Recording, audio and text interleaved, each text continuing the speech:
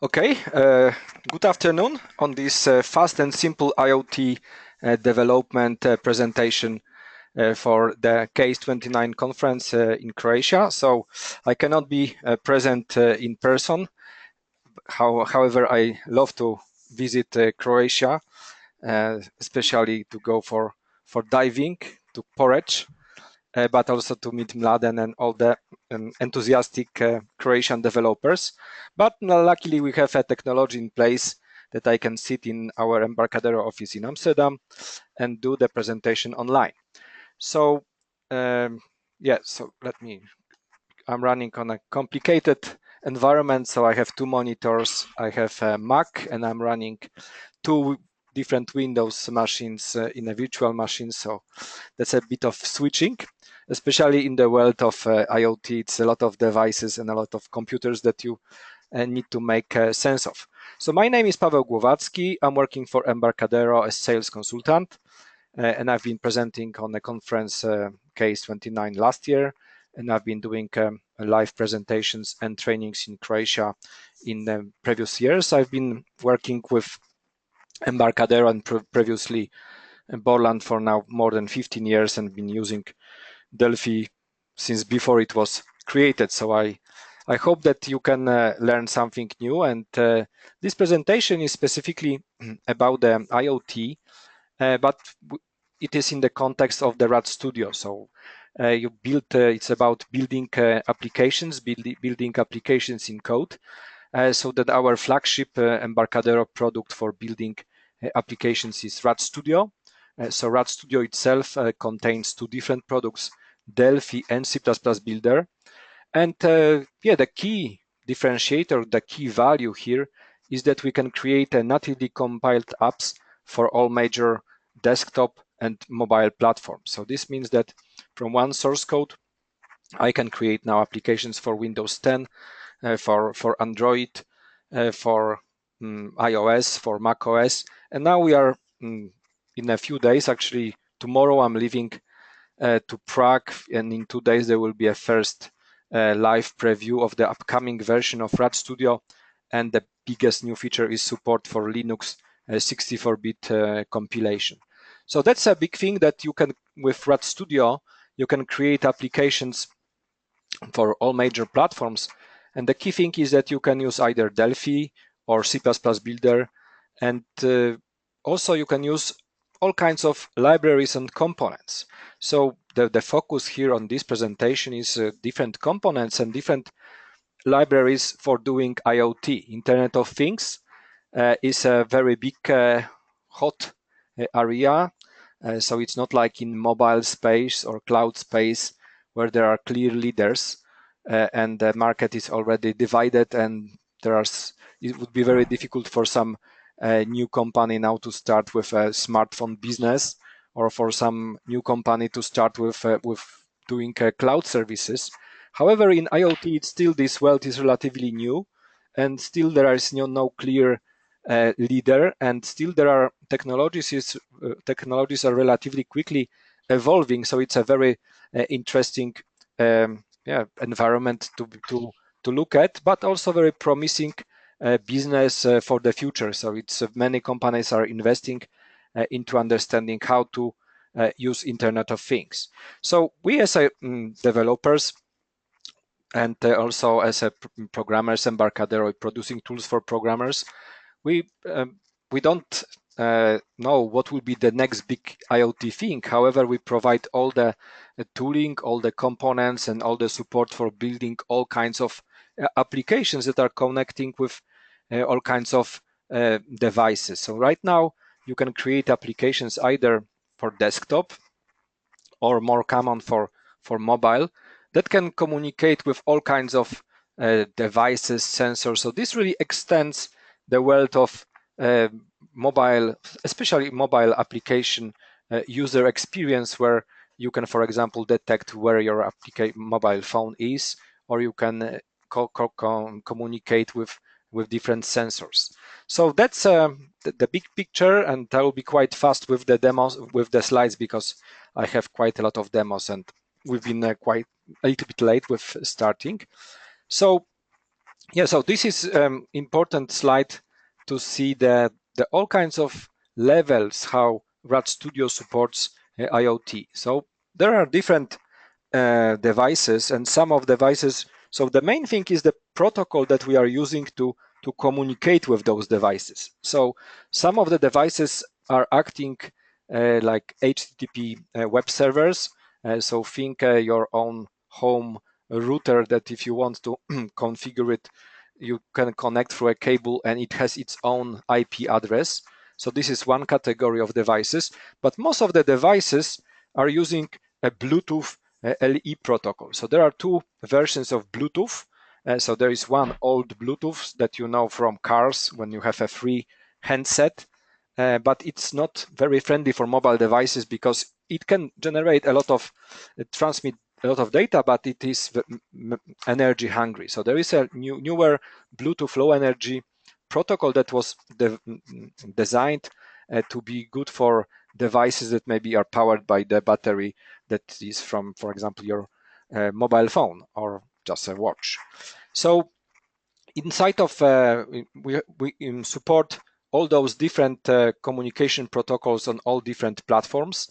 So we have clients for HTTP, for REST, but also dedicated components and library support for working with Bluetooth and Bluetooth Low Energy for all supported platforms, desktop and mobile. And also on the backend, we have also offering, which is a part of RAD Studio. You get a RAD server development environment. And this is a REST API server that you can use as a central place to gather all this data coming from all the devices and from all the sensors. So when you really want to build an IoT solution, somehow it is the little sensors, probably a lot of them, communicating with different applications running on mobile phones typically, or desktop applications, but then there must be one central place when all this information is gathered, and we have a RAD server which serves this role as like a central hub for collecting all IoT data from all sensors, from all connected applications. So being more specific, there are components, so that Bluetooth LE component for working with arbitrary Bluetooth LE applications, Bluetooth for working with just Bluetooth. And also there is a specific category of Bluetooth LE devices called beacons. And beacons are those little devices that can send radio signals just with the identification who they are, and you can create a proximity enabled applications. So more about beacons in a moment.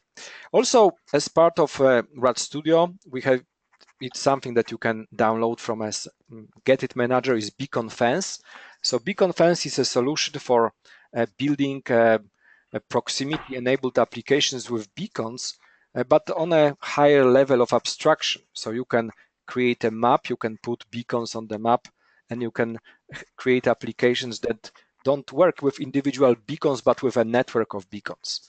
And also we have the whole suite of IoT components that are specifically designed for working with a specific devices.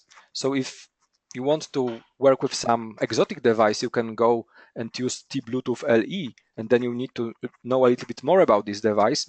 But there are specially created components that you can just put on your application, and they will just work with specific IoT device, which is a very powerful thing and make you very productive. So yeah, so this is how it looks like. So maybe I quickly jump into the IDE. So nobody likes to see the slides for too long. So this is in fact the RAD Studio 10.1 Berlin. So still the next version 10.2 Tokyo is in beta. So I just don't want to use beta versions if it's not a preview. So it's all fully tested. So inside of so you can create applications with Delphi or with C++ Builder. I'm this Delphi guy, so I can create an application for Delphi. And there are two types of applications you can create. Can be either a traditional Delphi VCL Forms application or this new generation multi-device application. So the VCL Forms application is something that you can only compile for Windows, and multi-device application can be from the same source code compiled for multiple different platforms. So if I create a new Delphi application, so this is how it looks, and I can save this application as, for example, case app,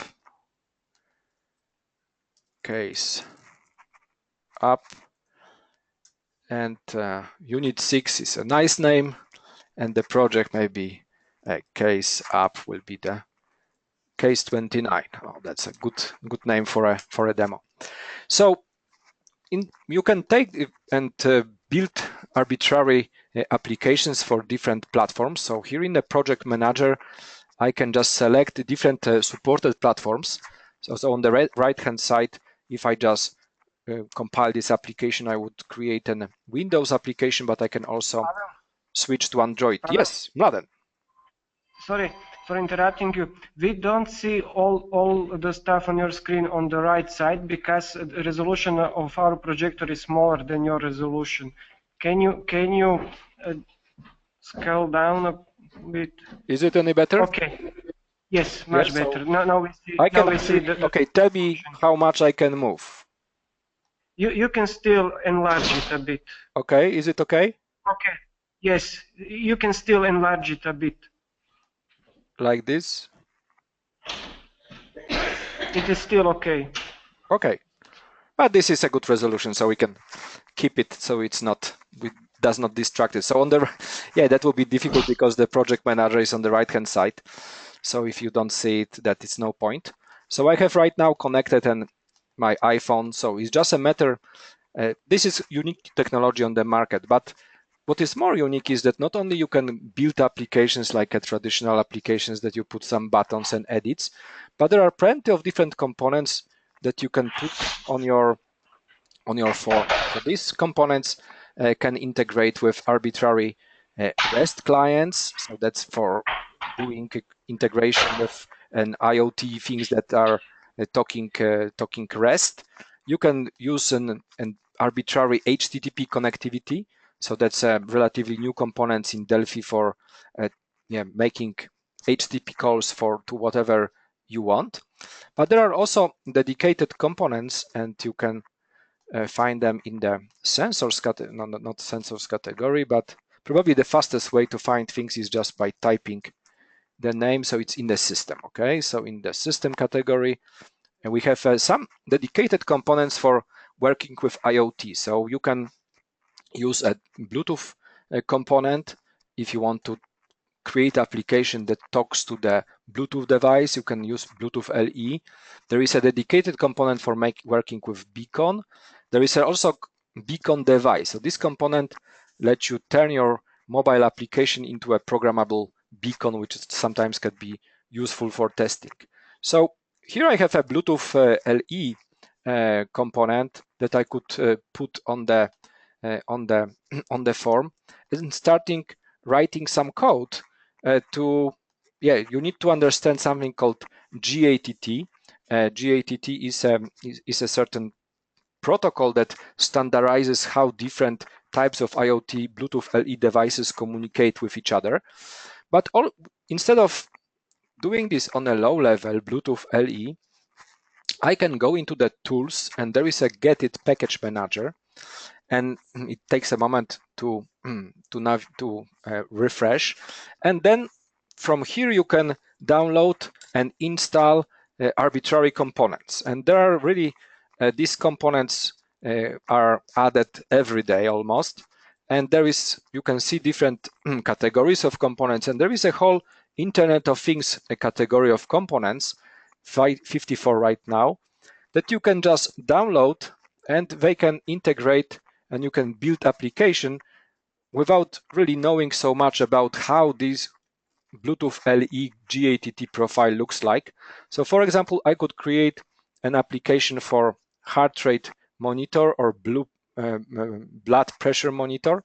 And that's actually what I did right now. I'm sitting here in my office with a heart rate monitor on my chest, and I have just downloaded this, no, maybe not just now, but I downloaded these components.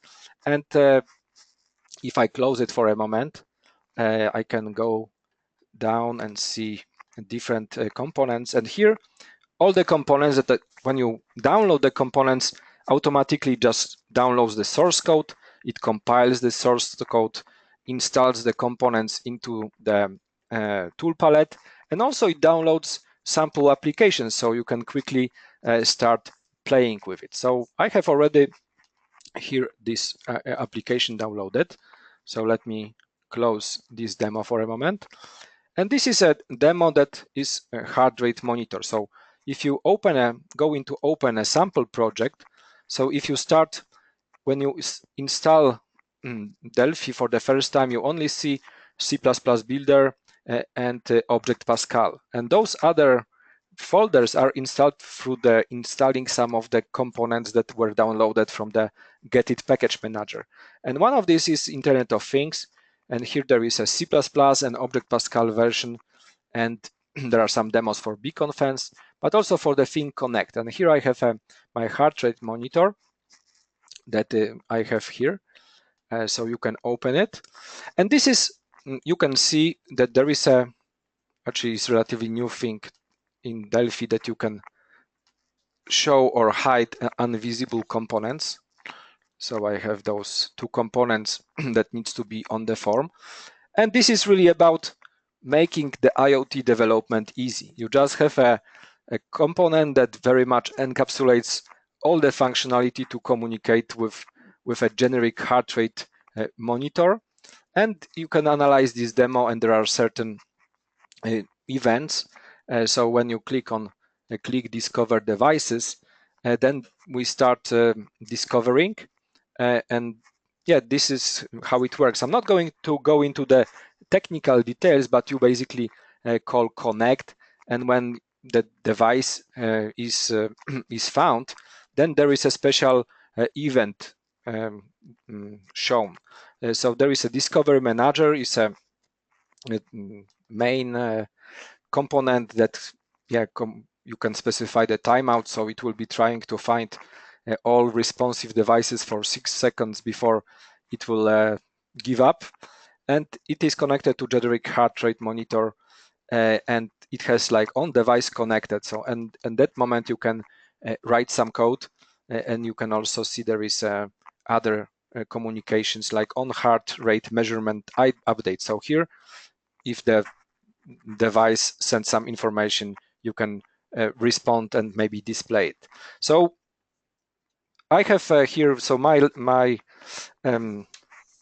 setup is here that I'm running on Mac, and I have, so this is virtual machine that you see is a virtual machine Windows 10, but I have also Mac here, and I have here the Mac OS as my target.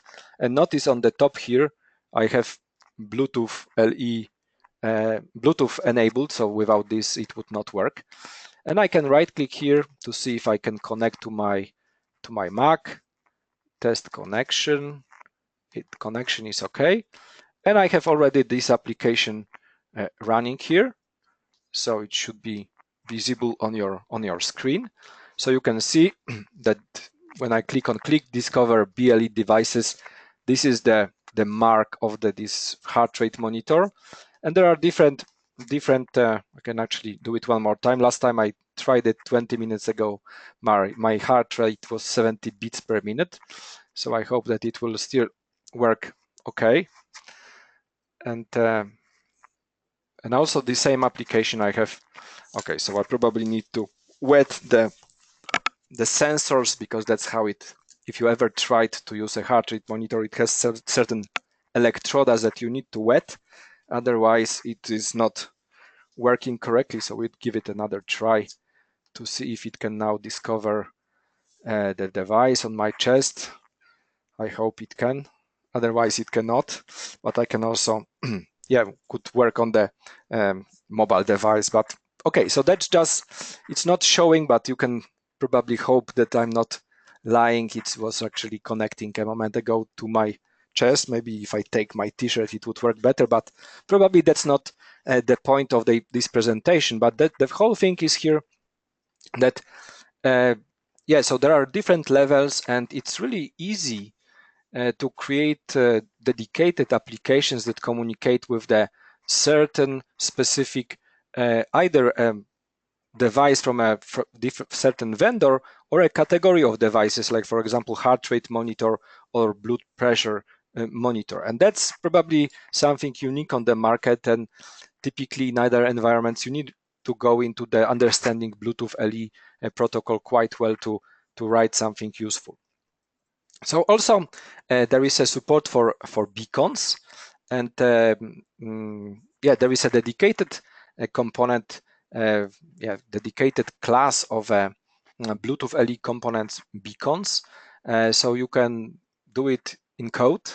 Then you typically add to your unit system.beacon, and there is a tbeacon manager class that is a main place to work programmatically, or you can build your application from components, or something that you have seen the components on the tool palette, tbeacon and tbeacon device. You just drop the component to work with beacons, and that's how the beacon component looks like. And I have another demo. I hope that's going to work. Otherwise, it will just explain how it works. So I'm going to close this guy.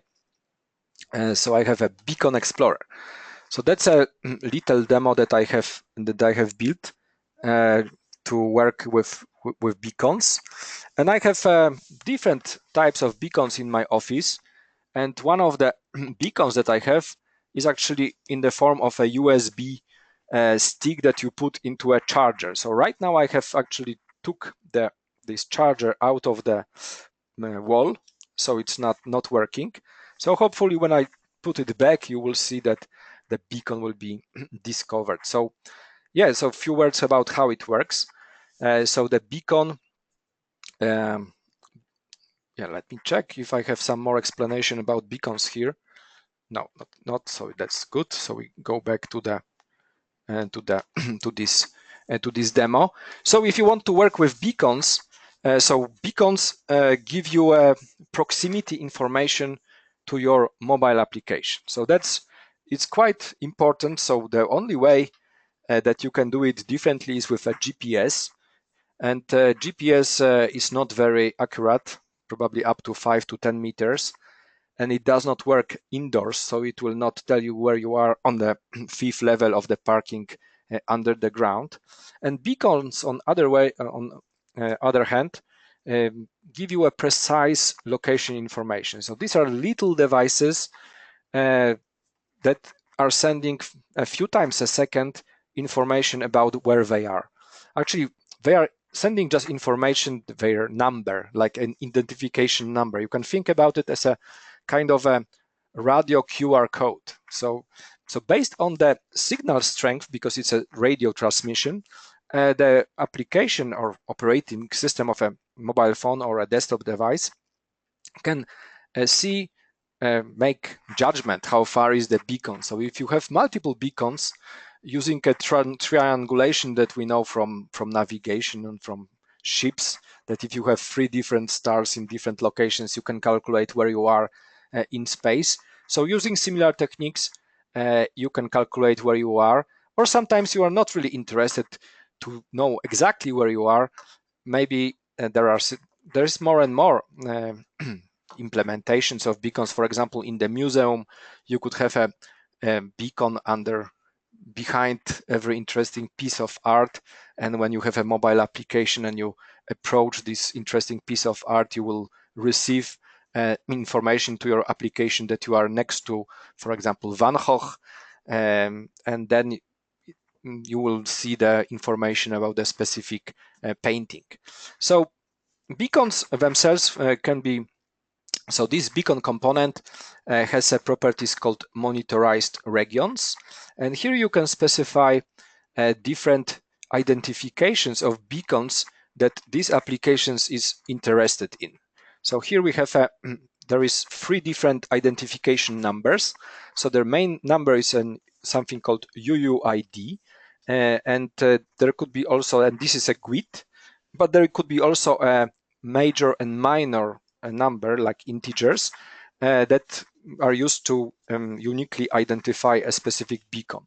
So this UUID could be the same, for example, for the vendor or for the whole installation. And within this same UUID, you can specify individual beacons. So if you specify -1 and -1 for both values, you will get all arbitrary beacons that has the certain UUID detected.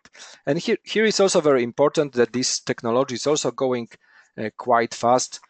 So the first standard was introduced by Apple, iBeacon, but recently Google introduced Eddystone standard. So here you can also specify what is the standard, and you can specify more of those regions just interactively. And here we have also events.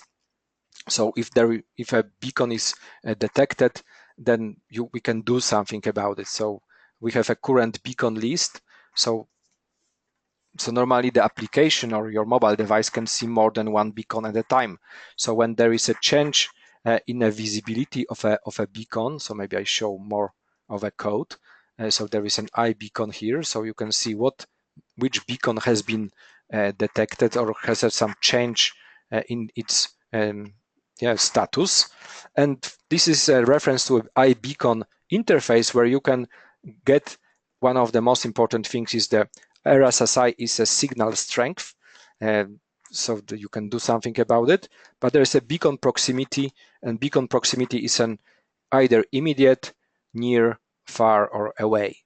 So with beacons, there is some radio interference, so you cannot really use it to detect distance from up to centimeters, but you can do things like, okay, we are closer than half a meter, or what we are between half a meter and 1.5 meters, and so on. So this is basically just an event. So if any of the beacons that we know about change the distance, you will get information about which beacon it was, and if there is also specific beacon proximity change event. So all those events you can use in your application. So this application is, you can see how many lines of code there is. I just dropped the beacon component and I put the two buttons, start scanning and clear log. So start scanning will just enable the beacon. So you can see beacon enabled and call the start scan method of the beacon. So right now I can compile this application again for Mac because it would not work from inside of my virtual Windows machine without any special configuration. So let me just compile this application and run it. So hopefully you will see the running application in a moment. Oh, it is, but on a different screen, so I need to move it to the right screen. And okay, I will start scan, and you don't see anything. Right now I'm plugging my beacon into the wall, and you see this is my beacon has been detected. So it's super simplistic demo, just if you don't see me. So that was at least you can see how simple it is to build applications with beacons. And it's a very, very hot topic, and we get quite a lot of, as a company or as consultants, we get quite a lot of interest from companies that want to build solutions that are using beacons. So it's no longer something that is new, but beacons are becoming mainstream. They were introduced on the market 2-3 years ago, and at that time it was quite new and nobody knew what to do with them. Right now, beacons is a normal thing. People are building solutions with beacons and they are just working. And this is another solution that you can get as part of RAD Studio. In fact, it is licensed separately as part of RAD Server that is also part of the RAD Studio. And this is going a little bit higher up in the abstraction. So you don't, if you want to build a solution made of beacons to understand where is a mobile application, you typically need more than one beacon. So you could write application like I did just a moment ago with individual beacons and try to scan for changes in their proximity to see how we possibly move. But on a higher level, this beacon fence is components and some technology of quite sophisticated mathematics here, that you create a map, for example, of the office or any place you put locations of the beacons, and instead of getting events about that you are next to a specific beacon, you can define zones, and you can see that you have just entered a zone and you have just left the zone. So you have entered the room or you have left the room. So the more beacons you have, the more precise your calculations will be. And also there is something called calibration. So for these applications to work correctly, it's good that we know that, for example, the calibration is to put the mobile app exactly 1 meter horizontally from a beacon and see what is the signal strength that we are getting. And then if the signal strength is higher, then we know that we are closer than 1 meter. If it's lower, that is more far away.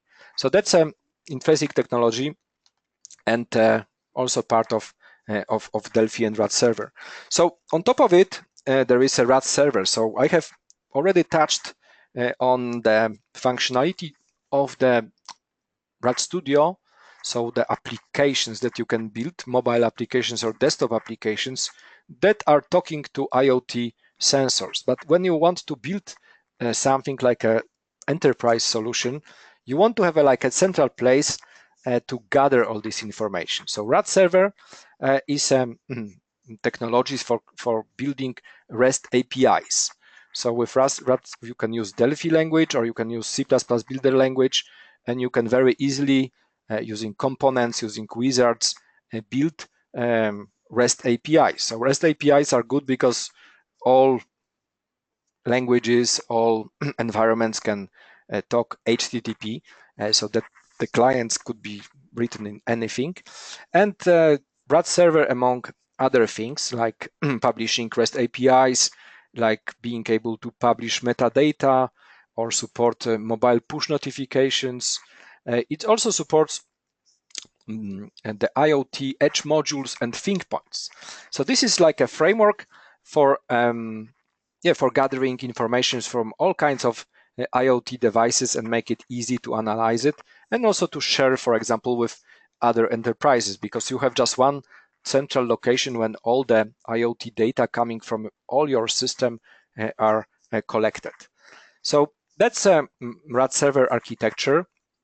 So in a moment, I'm going to run it inside of Delphi, but I want to explain it first, how it is structured. So there is one central system database where all information about users, about different devices, different metadata are stored. And the EMS server, unlike, for example, previous technologies that Embarcadero and Borland was offering, is already pre-built. So not like in DataSnap, you have an empty project and you can just compile it, and you need to build all the functionality yourself.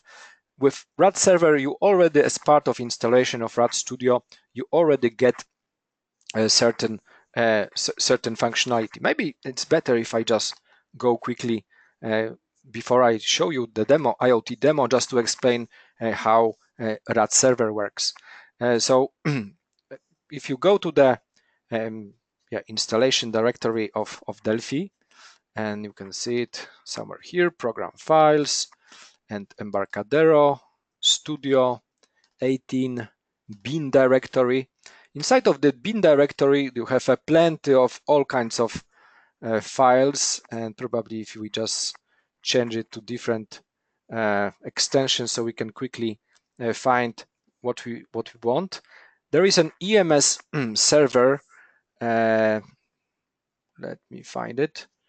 If I do it right, but I can find EMS dev server.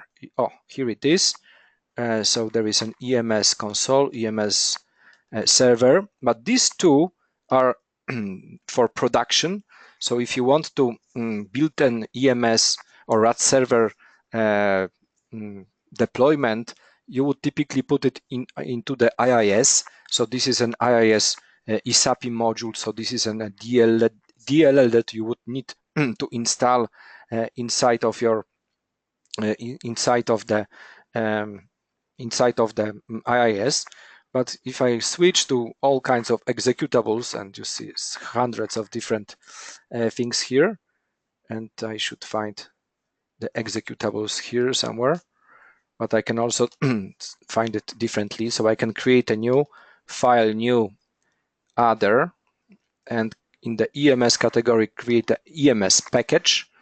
So this EMS package is something that I can, is my package that extends the functionality of the RAD server, and I can create a simple package, for example, call it case 29, and I can specify different REST API protocols like GET request, POST request, what I want to support. And if I click on finish, it will create for me a BPL file. So BPL file, and I want to save it as a new folder, case 29 EMS. Okay, and I'm going to save it as a U resource and click on save, and my project will be case 29 package. Okay, so here you see that there is a application is a BPL. So for those that are new in Delphi, you can build applications either as a standalone executable or as a BPL, which is a kind of a DLL. So it cannot be run on its own. So when I click on run button here, then it will start EMS development server. So I'm going to stop it for a moment and just show you and find this name of this executable. So in the project options, in a debug, you can see that this is when I click on run, the EMS dev server is going to be run, and it will load my package. So this is the functionality here, that out of the box, when I just maybe this is just endpoint case 29. So if I run and we can just run it, you can see that we should see there is a resource loaded case 29. So this is the architecture. Now this resource does not do anything useful, but I can go and start communicating with this RAD server. So in the local, I can see that it gave me information about the version. So this is like a test that it's working. But if I put here a case 29, I should see that this is now an REST API resource. So this is the architecture. So this is how REST API architecture works. So you as a programmer can go and use some of the functionality that is already built into the EMS server. And in our case, the most interesting is Edge modules, which is for doing IoT. But also you can extend the functionality by building your own BPL packages that can be loaded in the pre-built EMS server, and so you can have more resources. So this is interesting architecture because you can gradually move your architecture into the future.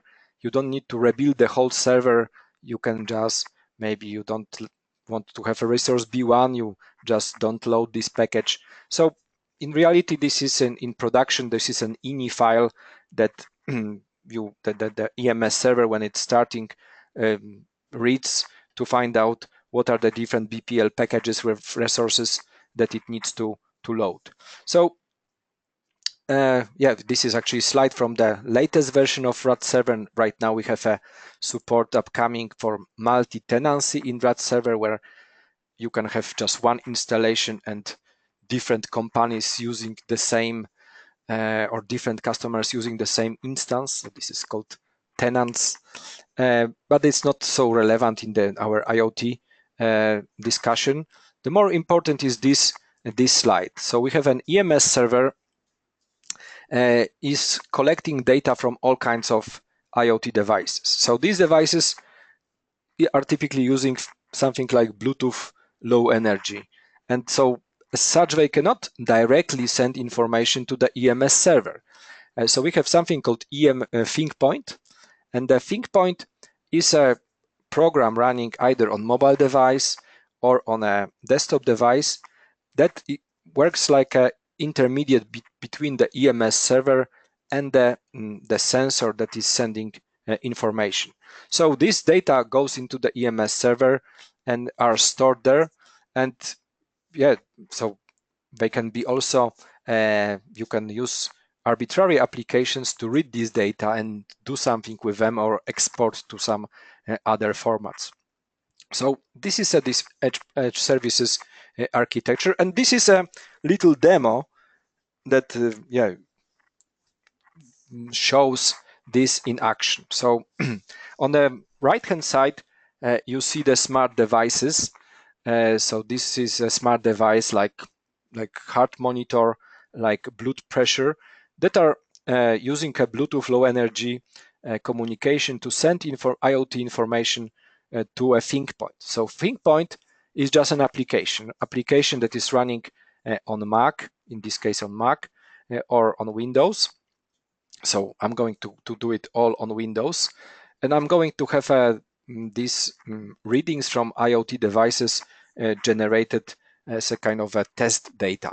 So there are two different demos that ships with the product. One is that you can communicate with real devices, and one just to see this scenario that you can have some data generated and see how these readings are going into the RAD server. So the ThinkPoint itself communicates with the RAD server. It registers itself as an edge module, and then it can start sending information to the RAD server in a unified way. So you as a programmer, you don't need to write any code for doing this collection of information from ThinkPoint, because this functionality is built into the server. So in this way, it's really, really simple. And then on the very left side, there could be any application that communicates with RAD server that, for example, is interested in what kinds of data has been collected.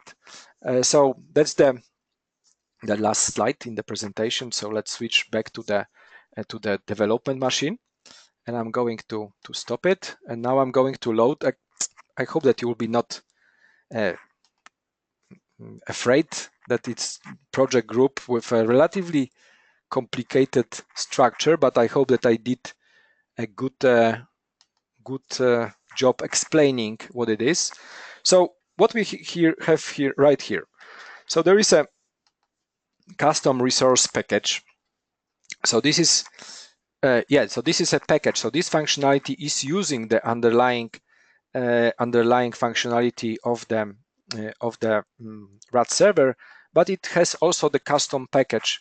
So when I run it, it will start a RAD server, and there will be a measurements class. But it's primarily for clients to read these measurements. So this is my thing that is running on the RAD server, and there is a ThinkPoint project. So this is this application. So the server does not have any visual representation. It's just a little bit of a source code.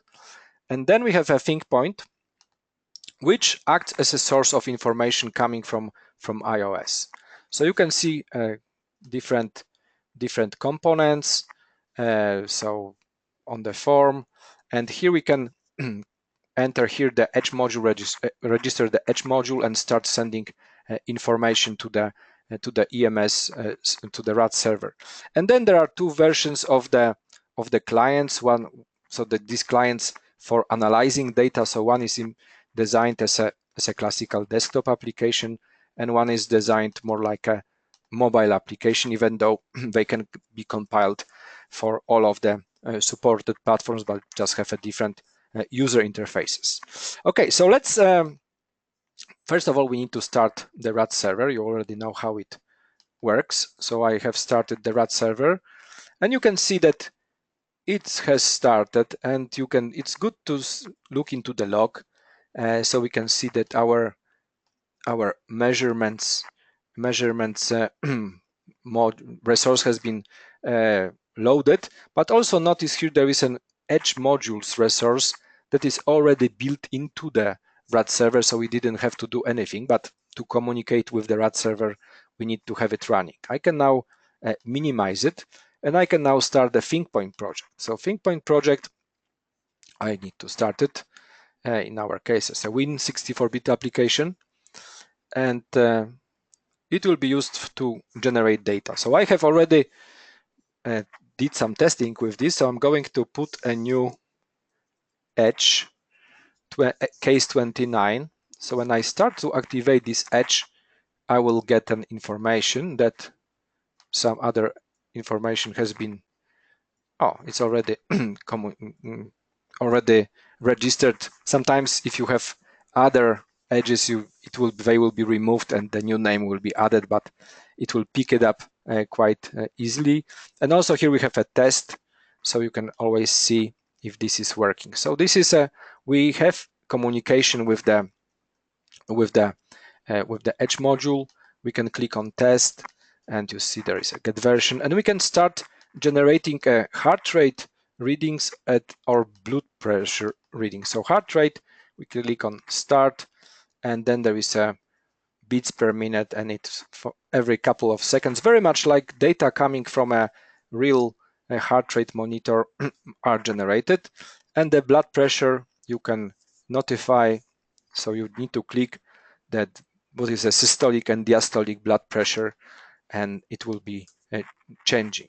So these data are sent to the server, and you can see here from the log different readings. So you can see every time there is some communication with the server, you see there is some edge modules were called get modules, and then there is some communication happening. And we can now go and see on a, for example, mobile client, but I'm going to compile it for Windows so you can see something.